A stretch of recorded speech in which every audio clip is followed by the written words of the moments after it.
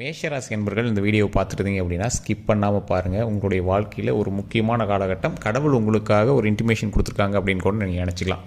இந்த மேஷராசி இருக்கக்கூடிய நபர்கள் நான் சொல்லக்கூடிய ஒரு முக்கியமான மந்திரத்தை மறக்காமல் தினம் தினம் ஒரு 3 to 4 டைமாக சொல்லுங்கள். அது எந்த டைம் ஃப்ரீயாக இருந்தாலும் சரி, இந்த இடத்துல சொல்லணும் அந்த இடத்துல சொல்லணும் அப்படிலாம் எதுவுமே இல்லை. நீங்கள் எங்கே ஃப்ரீயாக இருந்தாலும் சரி இந்த விஷயத்தை கண்டிப்பாக சொல்லி பாருங்கள்.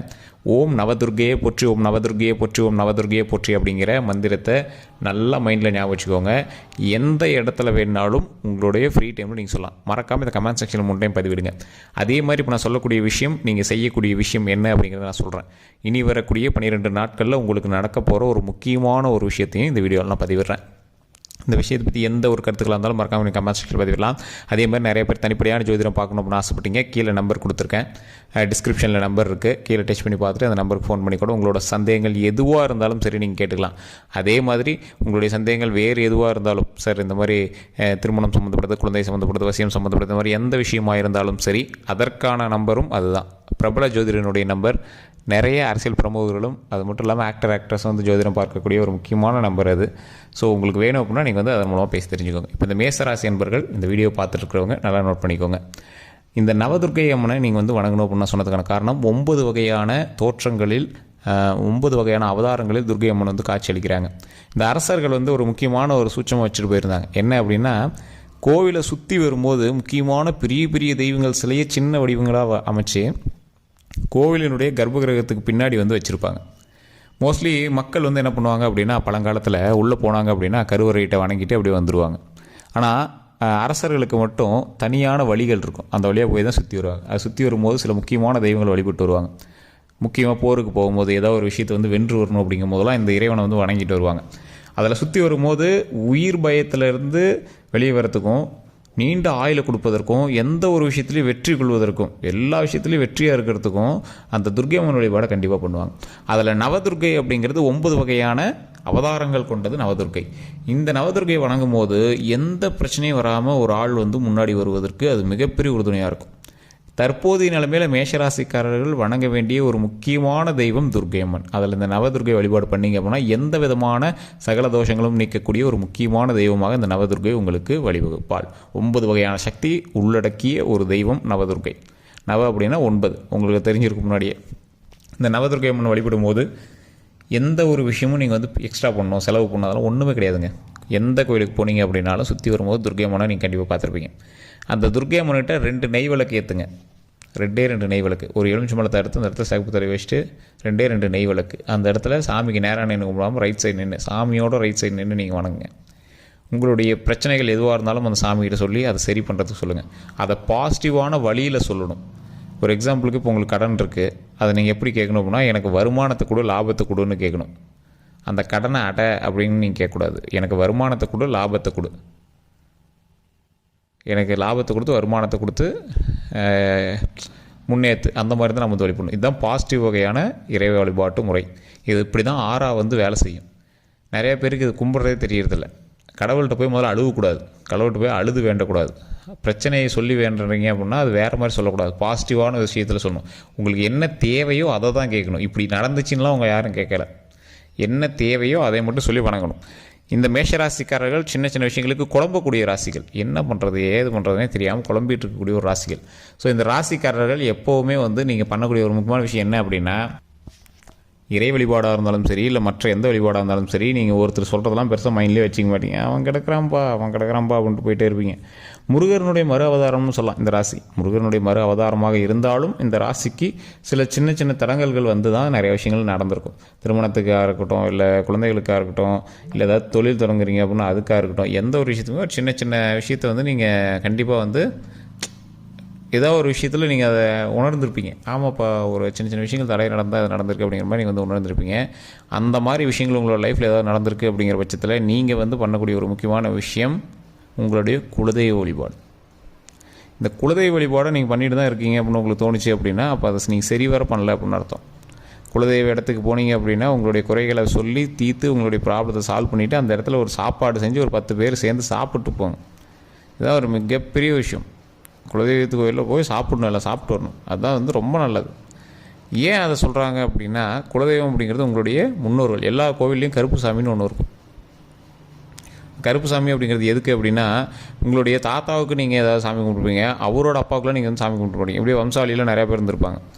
அவங்கெல்லாம் ஒட்டுக்கா ஒரே இடத்துல வருடத்திற்கு ஒரு முறை வந்து வணங்கக்கூடிய ஒரு இடமாக, அவங்களுக்கு எல்லாத்துக்கும் படையல் போட்டு வணங்கக்கூடிய இடமாக இருப்பது தான் குலதெய்வ கோயில். அந்த குலதெய்வ கோயிலில் கருப்பு அப்படின்னு இருக்கும், கருப்பு சாமி இருக்கும். அதாவது வருஷத்துக்கு ஒரு தடவை கருப்பு கட்டுறது அப்படின்லாம் கிராமங்களில் இருக்கும். உங்களுக்கு தெரியுமா என்னன்னு தெரியல. அந்த மாதிரி கருப்பு கட்ட முடியாதவர்கள் அந்த கருப்பு சாமி கோவிலில் போய் வழிபட்டு வருவாங்க. எப்போவுமே இந்த கருப்பு சாமி கோவில் வந்து இந்த சென்ட்ரல் அந்த குலதெய்வத்துக்கு பக்கத்தில் தான் இருக்கும். சிலருக்கு கருப்பு சாமியே குலதெய்வமாக இருக்கும். ஸோ இந்த மாதிரி விஷயங்கள் நிறைய பேருக்கு தெரியறதில்ல.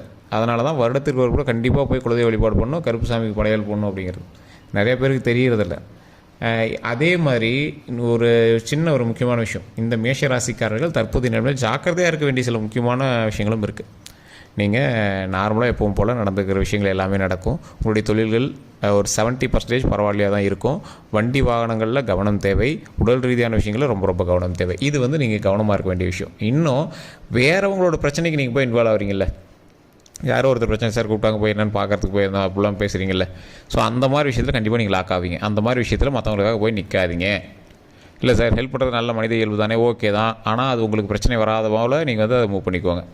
தேவையில்லாத மற்றவர்களுக்காக சண்டை சச்சரவுகளில் தேவையில்லாத நீங்கள் வந்து உள்ள நுழைக்காதீங்க, மூக்க நுழைக்காதீங்க. நீங்கள் ஏதாவது கட்ட பஞ்சாயத்துக்கு போகிறீங்க, வேறு யாருக்கோ ஒரு நீங்கள் பெரிய ஆளுன்னு உங்களை கூப்பிட்றாங்க, அந்த மாதிரி விஷயம் தற்போதைய நிலைமையில் உங்களுக்கு தேவையில்லை.